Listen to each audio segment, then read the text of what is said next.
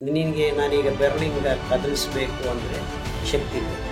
ಆ ಶಕ್ತಿ ಅಲ್ಲಿಂದ ಅದು ಇಟ್ಕೊಂಡಿರುತ್ತೆ, ಸ್ಟೋರ್ ಮಾಡಿ. ATPಯಿಂದ ಬರುತ್ತೆ. ನೋಡ್ರಿ, 1 ಎಕರೆಯಲ್ಲಿ 8 ಕ್ವಿಂಟಲ್ ಕೊಡೋದನ್ನ ನಾವು 30 ಕ್ವಿಂಟಲ್ ಮಾಡಿದೀವಿ. ಇದೇ ನಿಮ್ಮ ಊಟ ಅನ್ನೋ ಒಂದು ಭ್ರಮೆಯನ್ನ ಅಕ್ಕಿಗೋದಿನೇ ಆಹಾರ ಅಂತ ತಿಳ್ಕೊಂಡಿರೋ ಈಗ ಮಾನವ ಜಾತಿಗೆ ಈ ಹಿಂಭಾಗದ ನಡೆದಿದ್ದ ಕಥೆ ಗೊತ್ತಿಲ್ಲ. ಕಥೆ ಅಂತ ಪದ ಶಬ್ದ ಸರಿ ಇಲ್ಲ, ನಿಜ, ಚರಿತ್ರೆ ಗೊತ್ತಿಲ್ಲ. ಊಟದ ಹಿಂದೆ ಈ ಒಂದು ಪಾಲಿಟಿಕ್ಸ್ ಕೂಡ ಆಗಿದೆ. ಇದು ಆಹಾರ ರಾಜಕೀಯ ಶುರುವಾಯಿತು. ಹಾಗಿದ್ರೆ ಈ ಅಕ್ಕಿ ಗೋಧಿ ಇಂಟ್ರೊಡ್ಯೂಸ್ ಆಗಿದ್ದು ಯಾವಾಗ, ಅಥವಾ ಈ ಮಿಲೆಟ್ಸ್ ಅನ್ನೋದು 1830s? ಹಕ್ಕಿಗಳ ಊಟ, ಹಂದಿಗಳ ಊಟ, ಜಾನುವಾರುಗಳ ಊಟ, ಇದೇ ಶಬ್ದಗಳನ್ನು ಬಳಸಿ ಅರೆ ನಾವು ತಿಂತಾ ಇರೋದು ಊಟ ಅಲ್ಲವಂತೆ. ಶುದ್ಧವಾಗಿ ಸಹಜವಾಗಿ ಸಿಗಬೇಕಾಗಿದ್ದ ಆಹಾರ ಸ್ವಾತಂತ್ರ್ಯವನ್ನ ನೆಮ್ಮದಿಯಾಗಿ ಒಂದೊಂದು ಕಿತ್ತುಕೊಂಡು ಈ ಕಂಪನಿಗಳು ಇಡೀ ಪ್ರಪಂಚದಲ್ಲಿ ಯಾರು ಎಲ್ಲಿ ಊಟ ಮಾಡಿದ್ರು ಅವರ ಕೈಯಿಂದಾನೇ ಆಗಬೇಕು. ಮೇನ್ ಸ್ಟೇಪಲ್ ಫುಡ್ ಏನಾಗಿತ್ತು? ಮೂಲ ಆಹಾರ ಲಕ್ಷಾಂತರ ವರ್ಷಗಳಿಂದ ಈ ಭೂಮಿ ಮೇಲೆ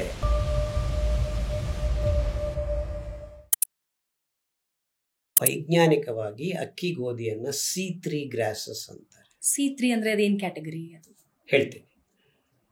ಮಿಲೆಟ್ಸ್, ಈ ಚಿರುಧಾನ್ಯ, ಕಿರುಧಾನ್ಯ, ತೃಣಧಾನ್ಯ, ಕ್ಷುದ್ರಧಾನ್ಯಗಳನ್ನ C4 ಗ್ರಾಸಸ್ ಅಂತಾರೆ. ಓಕೆ. ಈ C3 C4 ಅನ್ನೋದು ತುಂಬಾ ವೈಜ್ಞಾನಿಕವಾದ ಒಂದು ಪದ. ನಮ್ಮ ದೇಹದಲ್ಲಿ ನಾವು ತಿಂದ ಆಹಾರ ರಕ್ತದಲ್ಲಿ ಸೇರ್ಕೊಳ್ಳೋದಕ್ಕೆ ಮುಂಚೆ ಪಚನನಾಳದಲ್ಲಿ ಗ್ಲೂಕೋಸ್ ಆಗಿ ಪರಿವರ್ತನೆ ಆಗಬೇಕು. ಹೌದು. ಯಾಕೆ ಗ್ಲೂಕೋಸು?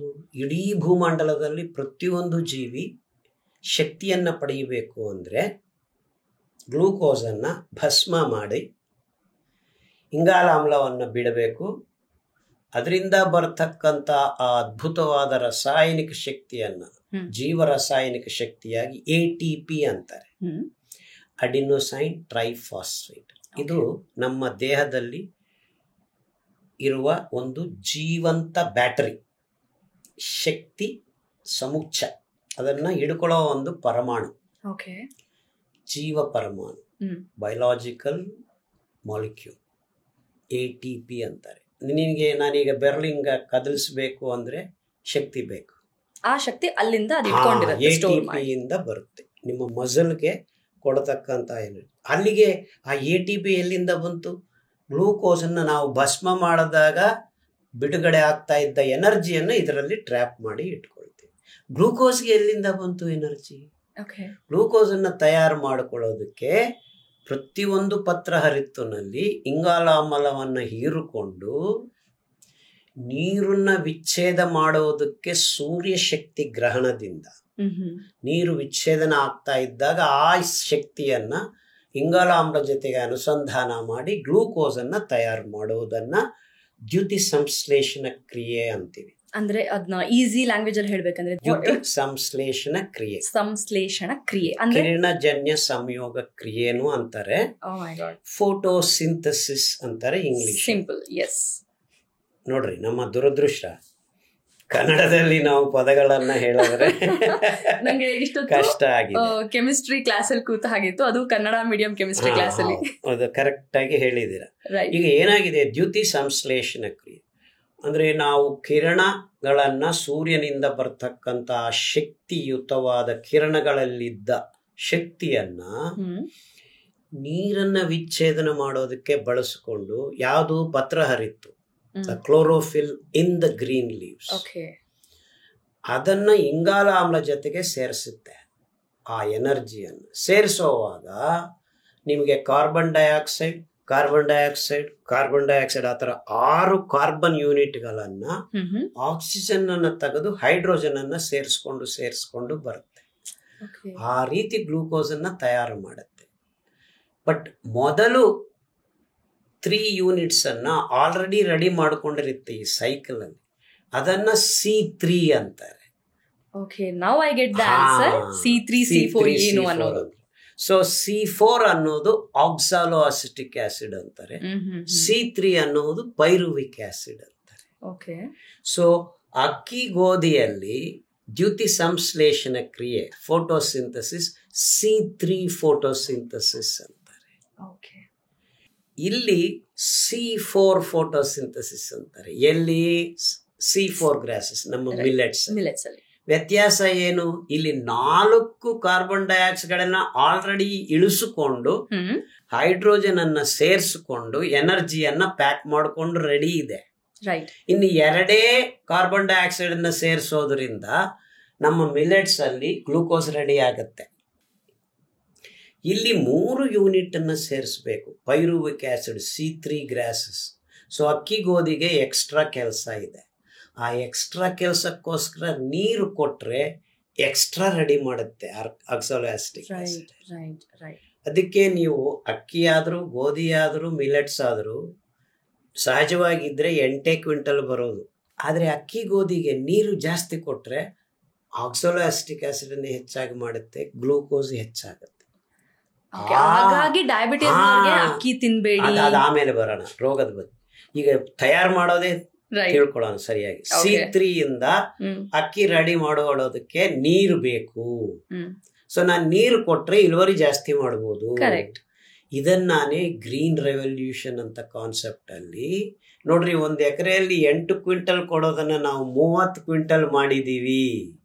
ಇದೇ ನಿಮ್ಮ ಊಟ ಅನ್ನೋ ಒಂದು ಭ್ರಮೆಯನ್ನ ಈ ತಜ್ಞರು, ಯಾಕಂದ್ರೆ ಆ ಗೊಬ್ಬರ ಕೊಟ್ರೆ ಹೆಚ್ಚಾಗತ್ತೆ ಅನ್ನೋದನ್ನ ಸಂಕರ ಜಾತಿಯನ್ನ ತಯಾರು ಮಾಡಕ್ಕೆ ಆ ಬೀಜವನ್ನ ಕಂಪನಿಗಳು ಕಬ್ಜಾ ಮಾಡ್ಕೊಳ್ಳೋಕೆ ಶುರು ಆಯ್ತು. ಪೇಟೆಂಟ್ ಅನ್ನುವ ಒಂದು ಈ ಪಾಶ್ಚಾತ್ಯ ವಿಧಾನದಲ್ಲಿ ಬೀಜಗಳನ್ನ ರೈತರಿಂದ ಕಿತ್ಕೊಳ್ಳೋ ಒಂದು ವ್ಯವಸ್ಥೆ ನ್ಯಾಯಾಂಗಬದ್ಧವಾಗಿ ಶುರು ಮಾಡ್ತು.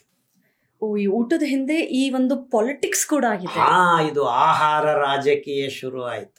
ಅಂದ್ರೆ ಆಹಾರ ಪ್ರತಿಯೊಬ್ಬರು ಪ್ರತಿ ದಿವಸ ತಮ್ಮಷ್ಟು ತಾವು ಬೆಳೆಸ್ಕೊಂಡು ತಿಂತಾ ಇದ್ದಕ್ಕಂತ ಧಾನ್ಯಗಳನ್ನ ಬಿಟ್ಟು ಅಕ್ಕಿ ಗೋಧಿ ಅನ್ನುವ ಈ C3 ಗ್ರಾಸಸ್ ಅನ್ನ ಕೃತಕವಾಗಿ ಬೆಳೆಸಬೇಕಾಗಿದ್ದ ಒಂದು ವ್ಯವಸ್ಥೆಯನ್ನ ನಿರ್ಮಾಣ ಮಾಡಿಕೊಂಡು ಆ ಬೀಜಗಳನ್ನ ಪೇಟೆಂಟ್ ಅನ್ನುವ ಮೂಲಕ ಕಂಪನಿಗಳು ಹುಟ್ಟಾಕೊಂಬತ್ತು. ಇದರಿಂದಾನೇ ಕಾರ್ಪೊರೇಟೈಸೇಷನ್ ಅನ್ನೋ ಪದವ ನಾನು ಮೊದಲಿನಲ್ಲಿ ಬಳಸಿದ್ದೆ. ಅಂದ್ರೆ ಆ ಬೀಜ ನಿಮ್ಮದಲ್ಲ, ನೀರು ನಿಮ್ಮದಲ್ಲ. ನೀರು ಎಲ್ಲಿಂದ ಬಂತು? ಡ್ಯಾಮ್ಗಳನ್ನ ಕಟ್ಟಕ್ಕೆ ಶುರು ಮಾಡಿದ್ದೀವಿ. ಸೊ ಡ್ಯಾಮ್ಗಳನ್ನ ಕಟ್ಟುವಾಗ ಅದಕ್ಕೆ ಬೇಕಾಗಿದ್ದ ಟೆಕ್ನಿಕಲ್ ಆಸ್ಪೆಕ್ಟ್ಸ್ ಅನ್ನು ಪೇಟೆಂಟ್ ಮಾಡಿಕೊಂಡಿದ್ದಾರೆ. ಆ ಮಿಷಿನ್ಗಳನ್ನ ಪೇಟೆಂಟ್ ಮಾಡಿಕೊಂಡಿದ್ದಾರೆ. ಸೊ ಯಾವುದೂ ನಮ್ಮದಲ್ಲ. ನೀರು ನಮ್ಮದು, ನೆಲ ನಮ್ಮದು, ಶ್ರಮ ನಮ್ಮದು. ಬಿಟ್ಟಿಲ್ಲ.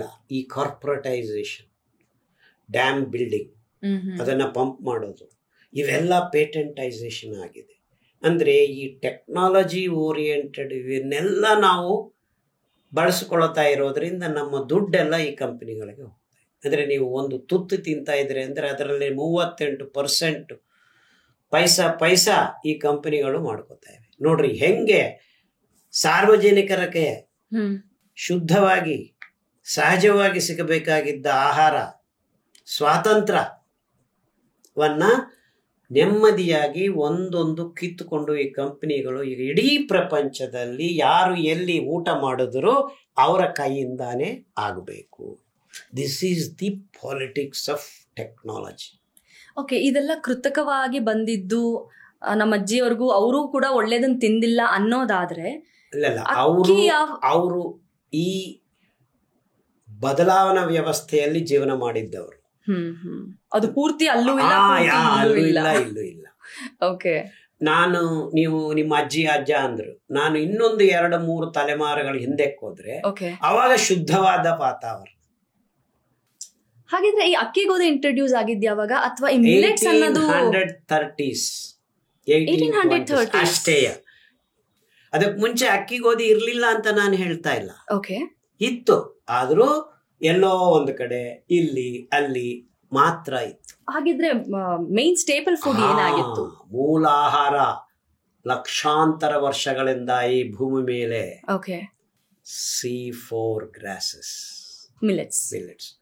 200ಕ್ಕಿಂತ ಹೆಚ್ಚು ಪ್ರಭೇದಗಳಿದೆ.